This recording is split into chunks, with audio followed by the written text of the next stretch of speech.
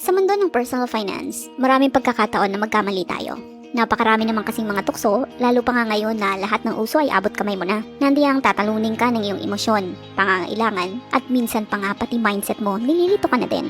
Kaya sa video ito ay babahagi ko sa inyo ang 9 na financial mistakes ng mga Pinoy na huwag mong gagawin kung ayaw mong maiwan sa baba. At isa nga sa mga pagkakamali ng ibang mga Pinoy ay hindi sila nakasubscribe sa ating channel. Kaya hey, huwag ka magkamali. Subscribe with notifications on para wala kang ma-miss sa mga bago nating updates. Now, ready ka na bang malaman ang 9 na pagkakamali nating mga Pilipino pagdating sa finances? Kung ang sagot mo, then let's go.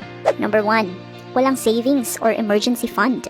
Ang pag-iipon o pagtatabi para sa panahon ng emergency ay mahalagang bahagi ng personal finance. In fact, kapag wala kang ipon o emergency fund, hindi mo pwedeng sabihin financially literate ka. Lahat kasi ng pinaghirapan mo sakaling magkaroon ng emergency ay siguradong masasaid lamang. Isa sa mga kasabihan nating mga Pilipino na kapag nag-iipon ka daw, may pinaghahandaan ka daw na hindi maganda. Emergency o inaasahan mo daw na may mangyayaring masama. Pero hindi ba mas nakakatakot na kapag may nangyaring hindi maganda ay hindi ka handa at aasa ka na lamang sa tulong mula sa mga kaibigan at kapamilya at minsan pa umaabot ng social media. Huwag mong hayaang ang kamaliang ito ay mamuhay sa iyong mga desisyon sa buhay. Matutong paghandaan ang mga bagay na hindi tiyak. Number 2. Baon sa utang at walang planong magbayad.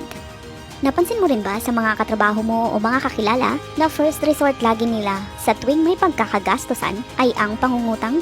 Bagaman may mga pagkakataon na maaari mong gamitin ang utang para sa isang negosyo, pero wag itong takbuhan sa panahon ng kagipitan. Pagdami kasi ng utang, paghirap din ang pagbabayad ng mga ito, kaya nga minsan may iba pang tumatakas na lamang sa mga utang. Ang pagkakaroon ng maraming utang na hindi kayang bayaran ay maaaring magdulot ng stress at maging hadlang sa pag-unlad ng iyong kabuhayan. Kung marami kang utang sa ngayon, kausapin mo mga pinagkakautangan mo at pagsikapang bayaran kahit paunti-unti. Number 3. Hindi nagbabudget.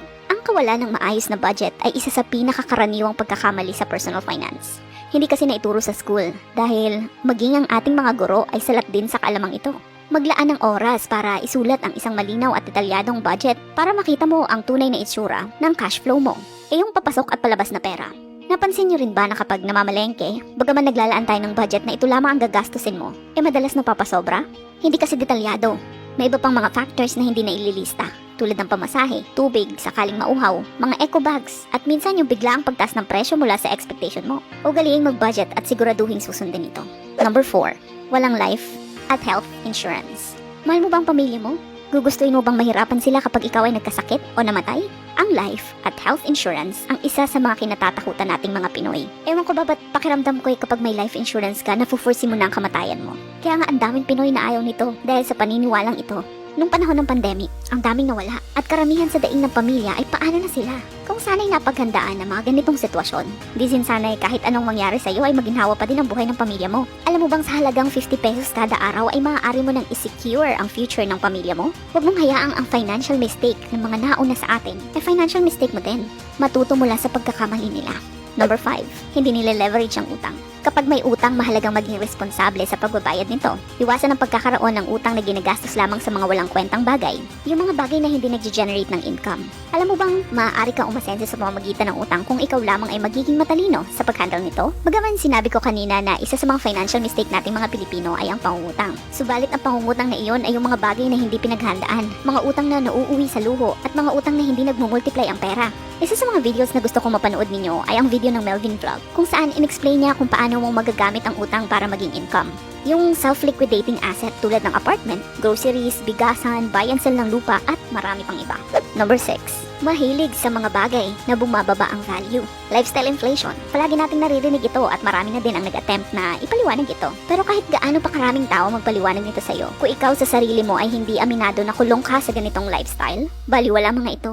Ito yung pagtaas ng sahod, pagtaas din ng lifestyle. Dati nung minimum wage earner ka, kontento ka na sa commute at pagbabaon ng lunch mo. Pero nung na-promote ka at tumaas na ang sahod mo, aba, kumuha ka na ng hulugang kotse. At sa labas ka na din madalas kumakain.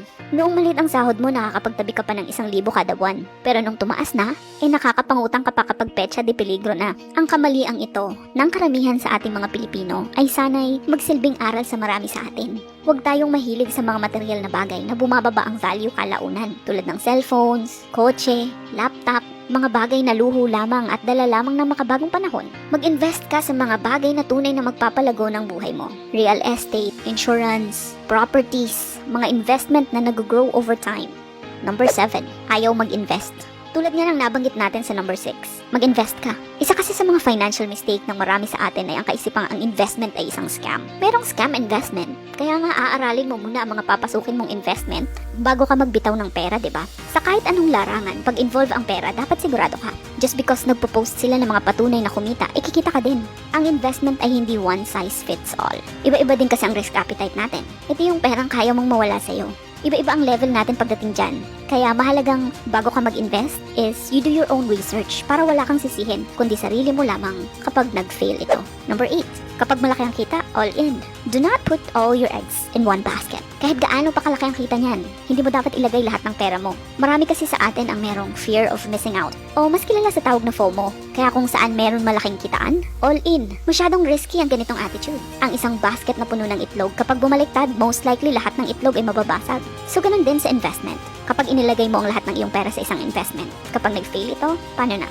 Kaya maraming OFWs ang umuuwi na said gawa ng mga ganitong investment. Sila kasi yung may gustong makapag-ipon ng malaki sa lalong madaling panahon dahil malungkot ang malayo sa pamilya. Kaya gagawin ng lahat mapabilis lamang ang pag-uwi. At nakakalungkot isipin na kumakagat sila sa mga aggressive investments na madalas buong savings nila ang inilalagay. Number 9, walang plano sa retirement. Bahala na si Junior pagtanda natin. O aahon naman tayo sa hirap kapag nakapagtapos na si May. Ito ang kaisipang matagal nang gumagapo sa ating mga Pilipino. Planuhin natin ang ating retirement at wag nating ibigay ang responsibilidad na ito sa ating mga anak o apo. Ayaw mo bang mag-retire sa edad na 40 or 50? Hanggang sa retirement age mo na 60, gugustuhin mo pa din bang maghikahos? Hayaan natin magdesisyon ng ating mga anak kung tutulong sila kapag sila'y nagkatrabaho na. Huwag nating itong pwersahin just because yun ang sinasabi ng ating komunidad. Paghandaan natin ang ating retirement tulad ng pag-i-invest sa life at health insurance o pagbabayad ng kontribusyon sa SSS at pag-ibig. Ang pag-iwas sa mga nabanggit na pagkakamali ay magbibigay daan sa iyo na makontrol ang iyong pinansyal na kalagayan at mas maraming opportunity ang darating sakaling maiwasan mo ang siyam na ito. Mahalagang maging responsable at magplano ng maayos upang masiguradong ang iyong pinaghirapan ay mapunta sa mga maayos na investment na magdadala sa iyo ng tagumpay sa iyong hinaharap. At dahil nakarating ka sa part na to, salamat sa iyong oras at sana'y na-inspire kita. Please subscribe for more videos like this with notifications on at sana'y yumaman ka.